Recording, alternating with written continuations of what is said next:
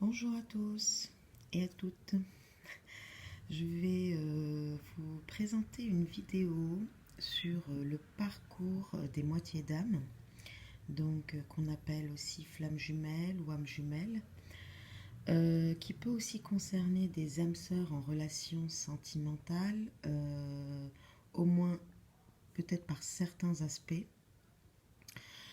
En tout cas, je vous invite à bien faire attention et à bien, comment dire, à votre discernement pour reconnaître le type de lien et donc le type de parcours dans lequel vous êtes. Les liens de moitié d'âme peuvent ressembler parfois à des liens toxiques parce qu'ils sont très éprouvants. Pour autant, il existe une très grande différence et c'est justement pour ça aussi que je voulais faire cette vidéo à l'intention des personnes qui sont en début de parcours afin aussi de les aider dans le discernement pour bien distinguer une relation toxique d'une relation de moitié d'âme. Une relation toxique mène à la destruction, mène à... les deux ont des épreuves difficiles, mais les relations toxiques n'élèvent pas la personne. Une relation, un parcours de moitié d'âme, les épreuves sont difficiles, il y a de la souffrance, beaucoup de souffrance, mais pour autant, il y a des choses très positives comme l'émancipation, retrouver sa souveraineté de soi. Dans une relation toxique, on perd de sa souveraineté. Si on ne se retrouve pas dans l'emprise, on perd du respect de soi. Dans les relations de parcours de moitié d'âme, c'est tout le contraire. On souffre, mais c'est pour nous apprendre à transmuter cette souffrance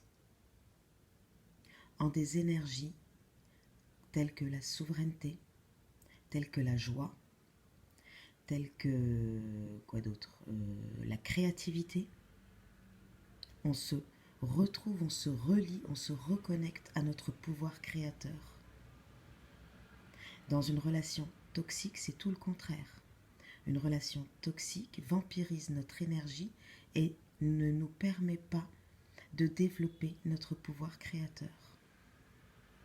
Créateur, je parle artistique, je parle d'écriture, de guidance par exemple, ça peut être aussi de la peinture, ça peut être énormément de choses, ou ça peut être mettre en place des projets, ça peut être le travail, des projets peut-être humanitaires, sociaux, ça peut être différentes choses. Une relation toxique en général, elle vampirise toute notre énergie et nous paralyse. Alors, dans les parcours de moitié d'âme, moi je sais que j'ai eu une période où j'étais aussi paralysée. Donc, je ne sais pas si d'autres personnes ont vécu cette paralysie. Mais paralysée, c'est-à-dire que j'étais littéralement dans mon lit, je n'arrivais pas à bouger de mon lit, à sortir de mon lit. Je ne faisais que penser à ma moitié d'âme. Donc, il peut y avoir des périodes très difficiles, très éprouvantes dans ce parcours, mais ce que je veux dire, c'est que la grande distinction entre une relation toxique et une relation de moitié d'âme, dans l'une, on s'émancipe, dans l'autre, au contraire, on se soumet et on s'éteint, on se fait taire nous-mêmes. Voilà. On tait ce qu'on est, alors que dans une relation de moitié d'âme, dans un lien de moitié d'âme, dans le parcours de moitié d'âme, au contraire, on se libère et on libère l'expression de soi et la réalisation de soi dans la matière. Alors, donc je vous la présente ici par les cartes, par le cœur, par l'amour des cartes mystiques de Mademoiselle Lenormand. Je vais rapidement vous montrer les deux decks, puis ça me permet de vous présenter les oracles que j'ai utilisés. Alors, avec le tarot de Mucha, on nous dit que c'est une lutte intérieure. Donc, ce parcours est une lutte intérieure. Avec le I Ching, qui est un peu une sorte de tarot oriental. Avec le I Ching, c'est là la balance. Avec la balance, c'est l'équilibre. Donc, ce parcours, cette lutte intérieure nous mène vers l'équilibre, hein, vers notre équilibre du yin et du yang, vers l'équilibre de nos deux polarités qui sont en nous-mêmes, de notre yin et de notre yang, hein, masculin et féminin, donc du monde de nos intuitions, de nos émotions, des mondes subtils, au monde du yang, de la matière, de l'action.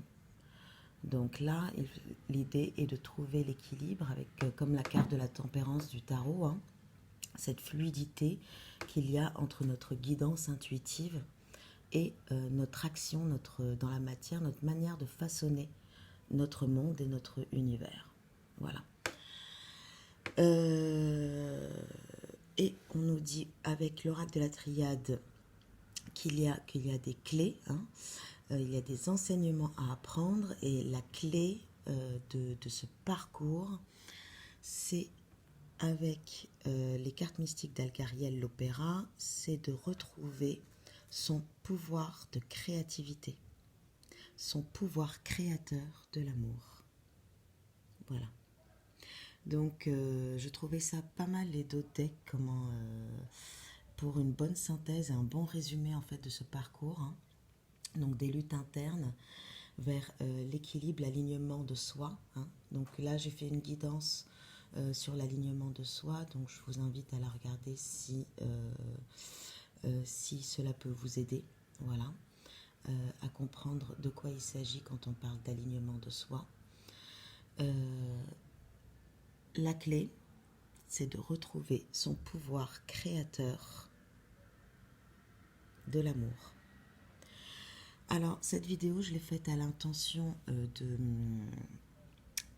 des personnes qui sont en début de parcours, hein, pour leur permettre un peu de comprendre en fait quel est l'objectif et puis qu'est-ce qu'ils font là-dedans, quoi.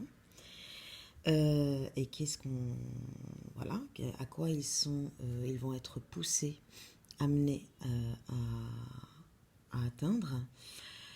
Mais je pense aussi que ça peut être pas mal aussi pour les personnes même qui sont en fin, moitié ou fin de parcours, hein, qui sont proches de la réunion, de la fusion,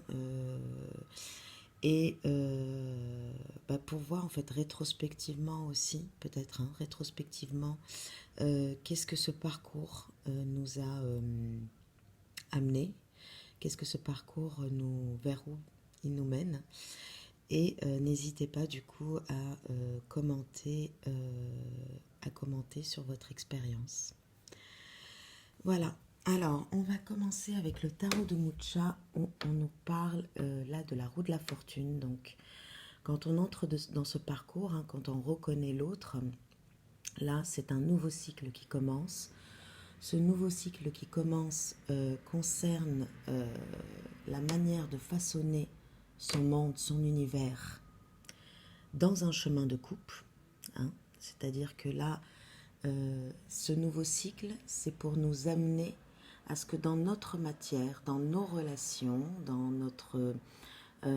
tous les aspects de notre vie quotidienne, nous avançons dans ce chemin de couple, hein, avec ce bâton, donc avec la créativité et l'équilibre du yin et du yang, de la lune et du soleil, hein.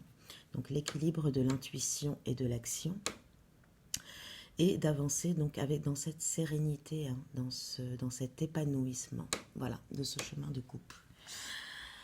Avec le 8 d'épée à l'envers et puis le 9 de bâton à l'envers, on nous dit que ce chemin nous invite à enlever nos chaînes, à enlever nos chaînes donc, et à avoir plus de clairvoyance sur notre vie, sur ce que nous sommes, sur notre être, sur la vie, sur l'univers. Donc et à enfin voilà, enlever ses chaînes, hein. Donc retrouver sa souveraineté. Nous invite aussi à sortir de l'isolement, hein. Là, le 9 à l'endroit, le 9 de bâton à l'endroit, hein, c'est une personne qui s'enferme, hein, qui est dans un enfermement, qui s'isole. Donc là, on nous dit qu'il est temps de sortir de l'isolement, notre créativité. Là, c'est de sortir de notre mental, de nous dégager des chaînes, des enchaînements de notre mental pour pouvoir avoir davantage de clairvoyance sur ce que nous sommes, de claire connaissance sur notre vie, sur notre univers, sur la vie, sur voilà. Et là, de sortir de l'isolement notre pouvoir créateur. Il est temps que notre soi s'exprime. En fait, c'est ce que ce parcours va nous inviter à faire.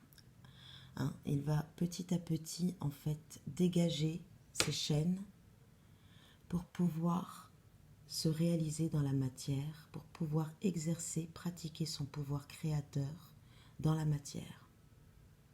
Et pour pouvoir s'exprimer, exprimer son soi, pour que son soi puisse s'exprimer. Retrouver sa joie intérieure, voilà.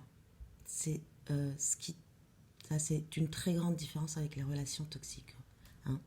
Donc retrouver sa joie intérieure, entrer dans son chemin de bâton, donc de créativité, voilà, en adéquation, en alignement avec son soi, donc en adéquation avec ses guidances intuitives, en s'écoutant. Voilà, ce parcours nous invite à apprendre à nous écouter. Ce parcours avec le 8 de bâton, donc c'est un personnage là qui reçoit des bâtons mais qui fuse, c'est les prises de conscience. En fait, sur tout le parcours, vous allez, on a prise de conscience, surprise de conscience, surprise de conscience, clairvoyance, claire connaissance. On comprend mieux, on voit mieux, on entend mieux. Nos facultés sensitives se développent énormément. Du coup, on est capable de mieux voir, de mieux entendre, de mieux sentir, de mieux toucher aussi, de prendre plus de plaisir au toucher. Et le mât, là, nous dit que on repart dans un nouveau cycle, hein, donc ce sera pour repartir dans un nouveau cycle en étant fidèle à nous-mêmes. Ce parcours nous invite à être honnête avec nous-mêmes. En fait, à chaque fois qu'il y a un masque, à chaque fois qu'on se met un masque, à chaque fois qu'on se ment à soi-même, paf, on a un coup de foudre. On a une foudre là qui vient nous ébranler. Donc ce parcours nous oblige à chaque fois à être fidèle à nous-mêmes. Donc là, le mât, il repart avec son petit baluchon, hein, donc avec beaucoup plus de légèreté.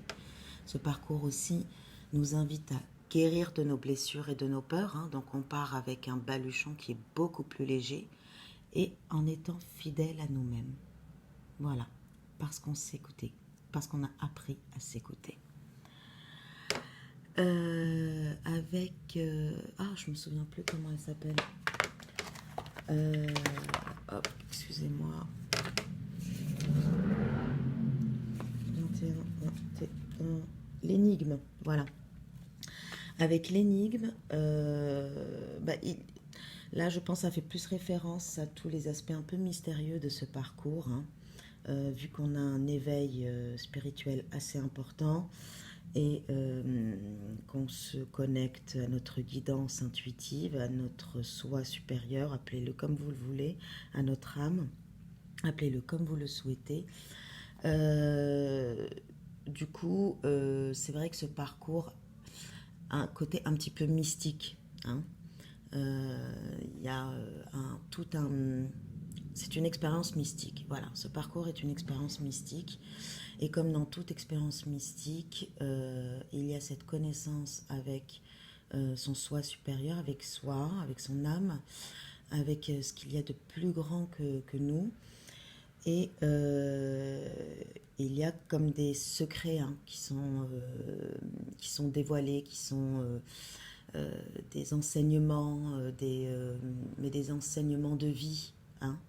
C'est des connaissances, c'est-à-dire qu'on naît avec, on renaît à chaque fois avec ce savoir-là, cette sagesse-là.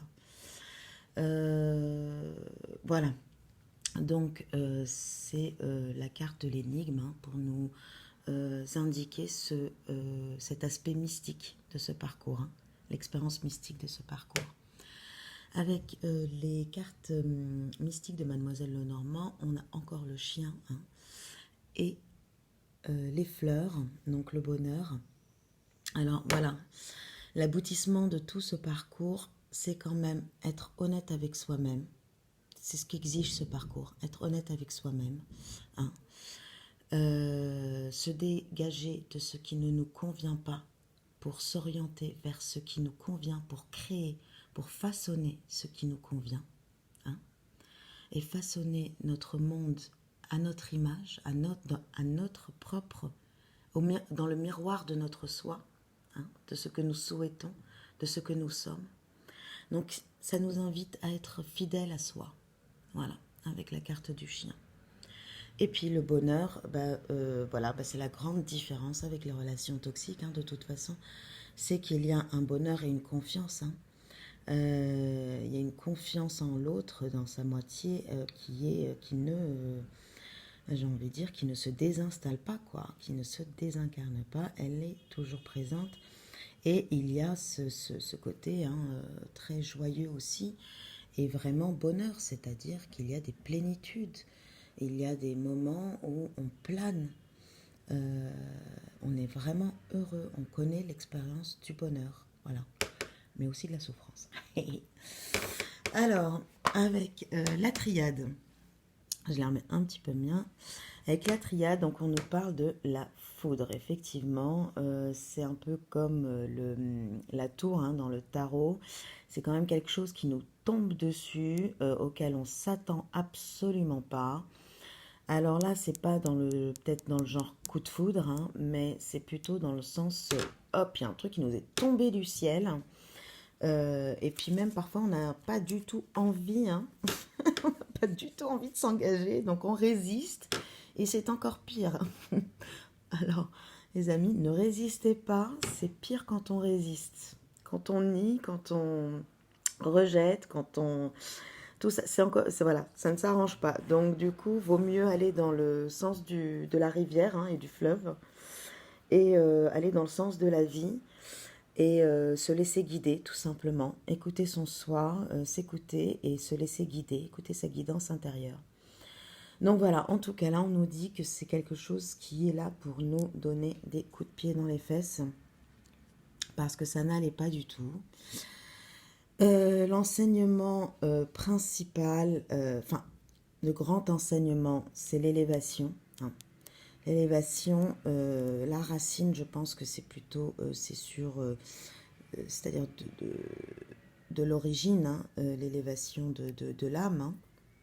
Après, chacun l'appelle encore une fois comme il veut. J'aimais bien aussi le mot essence. Voilà. Donc c'est l'élévation de son origine. Donc l'élévation, ça veut dire évolution aussi. Hein. Donc c'est pour aussi s'élever dans le sens où on va pouvoir, en passant par ce cycle, en passant par ce parcours, on va pouvoir grandir, on va apprendre, on va grandir. Voilà. Hein. Avec, voilà, on a la carte de la sagesse, hein, donc acquérir de la sagesse, hein, grandir c'est aussi acquérir de la sagesse. Alors cette sagesse-là, elle n'est pas que en termes, alors elle est en termes de responsabilité vis-à-vis de la vie. Hein. Et quand on parle de responsabilité vis-à-vis de la vie, ce n'est pas en termes de devoir et d'obligation sociale. Ça, qui souvent d'ailleurs nous mène à des positions sacrificielles. Ça, c'est être irresponsable. Quand on se met dans des positions sacrificielles, c'est totalement irresponsable vis-à-vis de soi, de son soi. Hein. Donc parfois, par devoir et obligation, on se sacrifie et c'est pas bon du tout. Hein. C'est une orientation irresponsable vis-à-vis de nous, vis-à-vis de notre soi, hein, de notre guidance intuitive qui nous dit Non, c'est pas bon pour nous. Donc la sagesse, donc responsabilité, mais aussi en termes de connaissance, c'est-à-dire naître avec un nouveau savoir. Par exemple, moi, ça a été la guidance, ça a été toutes les thérapies énergétiques, le Reiki, je pratique le Reiki. Et puis, voilà, ça ne fait que commencer en fait.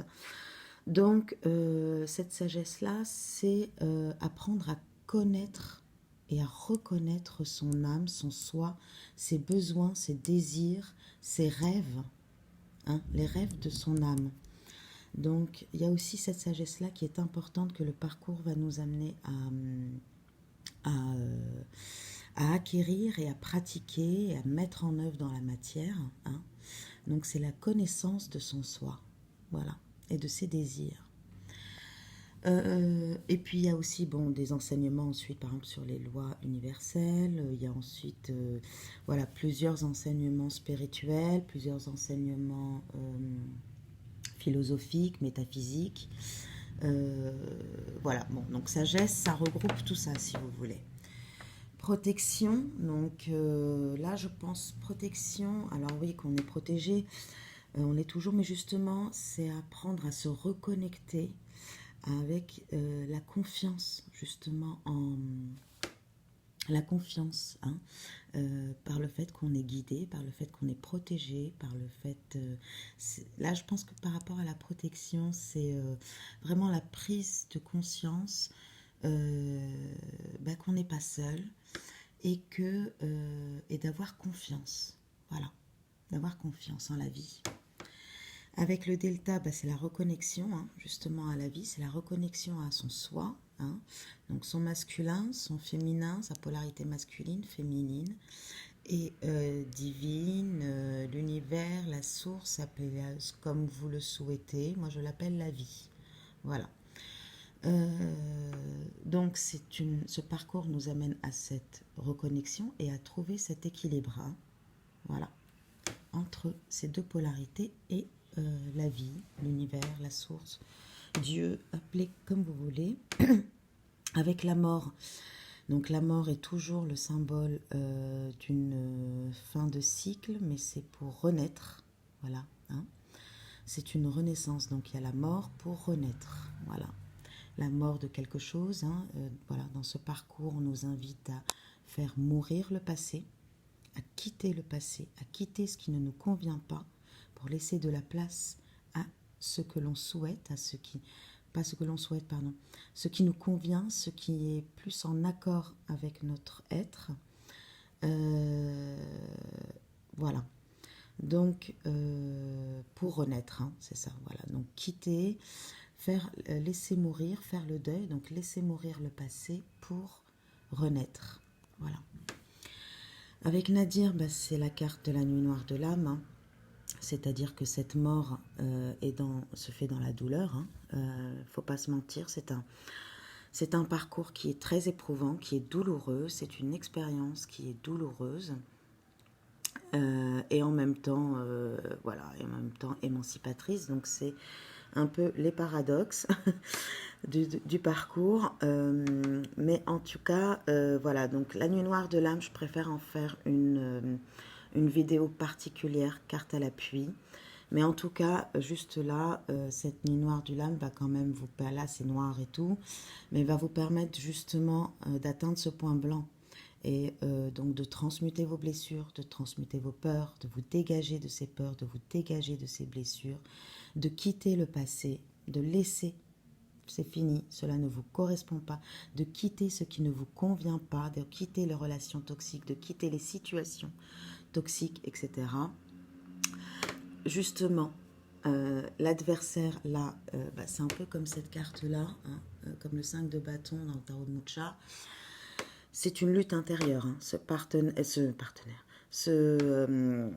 parcours. L'adversaire, là, c'est nous-mêmes.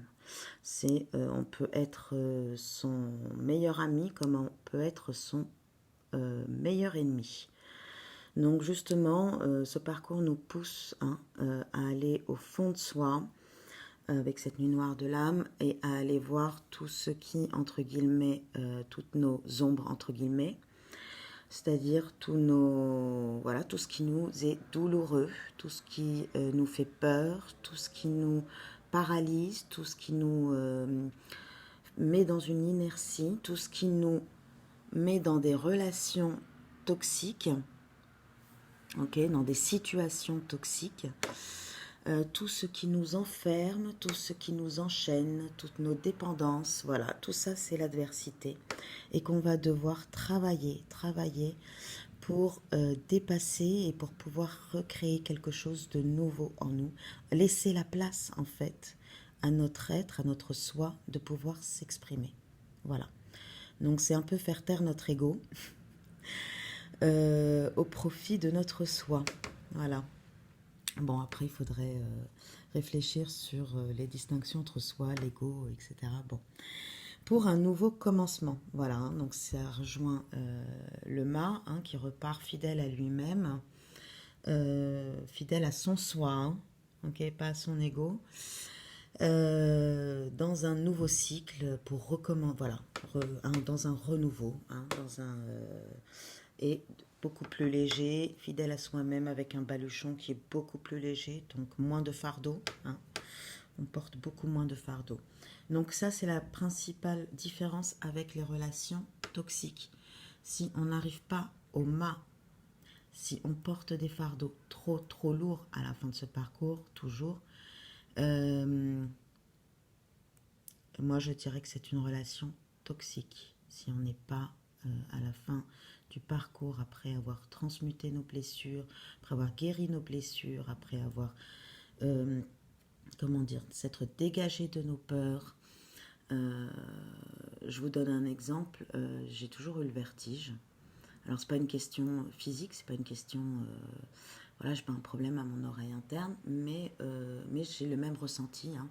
Donc dès que je suis en hauteur, c'est terrible, je suis complètement paralysée, je peux plus bouger, j'ai une peur monstrueuse et je vais vous dire, j'ai de moins en moins de vertige et je suis même maintenant capable de descendre des escaliers qui sont vraiment très hauts et sans rampe à la bibliothèque que je fréquente. Sans être complètement presque rampant les escaliers. Voilà. Donc c'est ce genre de fardeau, hein, qu'on se dégage aussi de ce genre de fardeau. Bon, je ne sais pas pourquoi je vous ai raconté cette anecdote, mais voilà, c'était juste pour illustrer. Bon, je continue, j'arrête de m'éparpiller. Avec le I Ching, on a ici donc la montagne, hein. Donc ça c'est son soi, donc c'est vraiment l'élévation de son soi. Ok, ce parcours c'est vraiment l'élévation de son soi. Avec la montagne, moi ça quand même m'évoque des épreuves, hein. Donc c'est pas que c'est linéaire, il y a des épreuves et justement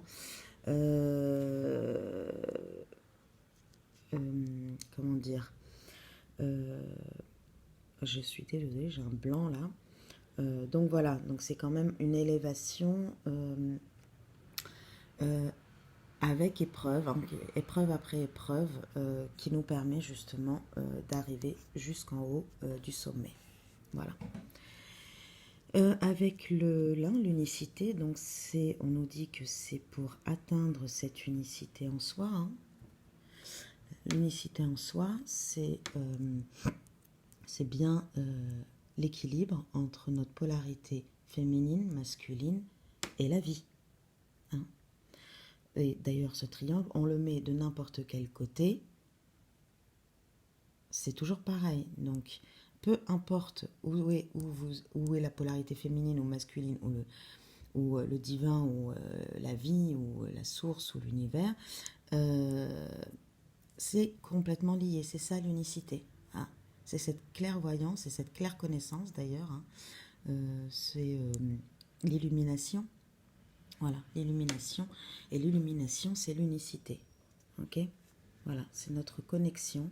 C'est lorsque notre action manifeste notre guidance, notre soi. excusez-moi, parce que je pensais à la vidéo sur l'alignement de soi. Parce qu'en fait, c'est ça. Donc, c'est l'alignement de soi, le 1, l'unicité 1. Donc, c'est quand notre ego, notre mental, hein, notre yang, notre partie plus yang, l'action, lorsque notre yang se met au service de notre yin, de notre polarité yin, pour la manifester dans la matière. Voilà, c'est ça. C'est ça l'illumination. Donc je répète, c'est quand notre yang se met au service de notre yin pour la manifester dans la matière. Donc c'est quand l'action se met au service, ou l'ego, ou le mental se met au service de notre intuition, de nos émotions, pour les manifester dans la matière. Voilà, les façonner dans la matière, les réaliser pour réaliser le yin dans la matière. C'est l'enfant intérieur, donc c'est se reconnecter à cet enfant intérieur. Quels étaient nos désirs quand nous étions enfants? Quel était le métier que nous souhaitions faire quand nous étions enfants? Qu'est-ce qu'on aimait faire quand on était enfant? Et se reconnecter en fait à cet enfant intérieur. Hein. Le débarrasser des blessures aussi, le débarrasser des peurs qu'il a accumulées durant son chemin de vie. Donc c'est, comment dire, le dégager, hein, lui redonner cette légèreté de vivre, hein, cette joie de vivre. Voilà. Trouver l'équilibre. Voilà, il n'y a pas d'autre mot, hein, je pense. Hein. Donc c'est l'équilibre de soi, en soi, avec son monde, hein, donc dans son intériorité comme dans son extériorité. Là, cette carte, moi, elle me fait penser à se dégager de tout ce qui nous... donc voler, hein, s'envoler de ses propres ailes, se dégager, donc c'est prendre aussi son autonomie, son indépendance de tout ce qui nous est toxique. Voilà, hein, je trouve que ces personnages sont un peu... on a l'impression qu'ils veulent l'attirer comme ça, la tirer vers le bas. Donc voilà, de tout ce qui nous tire vers le bas, hein, de tout ce qui est si toxique, que cela soit des personnes, des situations, un travail, voilà. Donc ce parcours, de toute façon, il nous oblige, hein, et puis si on ne veut pas comprendre, eh ben, c'est pas bon, c'est que des coups de, c'est que des foudres. Voilà, tant qu'on ne se dégage pas de ce qui ne nous convient pas, il n'y a que des foudres. Donc voilà, attendez-vous à ça pour les personnes qui sont en début de parcours, mais c'est pour notre bien. Hein. Là, c'est justement donc se dégager de ce qui est toxique, de la stagnation, hein, et puis de la détérioration. Là, c'est la carte de la stagnation et de la détérioration, hein, de ce qui nous tire vers le bas. Donc, ce parcours nous oblige à faire ça. Si vous ne vous sentez pas obligé, et si vous n'arrivez pas dans ce parcours à vous dégager, hein, si vous n'avez pas pris cette conscience-là, ou si vous n'êtes pas poussé par la vie à vous dégager de ce qui vous ne convient pas, c'est peut-être pas un parcours de moitié d'âme. Parce que le parcours de moitié d'âme, nécessairement, pour laisser la place à l'amour, il faut se dégager de tout ce qui nous nuit, de tout ce qui est toxique, de tout ce qui nous prend la tête, de tout ce qui nous fait du souci, de tout ce qui nous enchaîne. On doit devenir libre, libre d'aimer. Voilà. Avec le 64, c'est la fin de cycle. Donc on a l'unicité, la fin de cycle, hein, donc c'est la fin d'un cycle passé. Donc c'est terminer avec son passé, tourner la page pour reconstruire. Voilà, pour façonner son univers. Et là, façonner son univers dans l'écoute de soi, façonner son univers dans sa propre guidance intérieure, hein, intuitive. Donc, dans cet alignement, hein, de soi. Là, on façonne notre univers dans l'alignement de soi. Voilà. Cette vidéo est déjà un petit peu longue. J'espère qu'elle vous a plu. Je vous remercie pour votre écoute et je vous dis à très bientôt. Au revoir.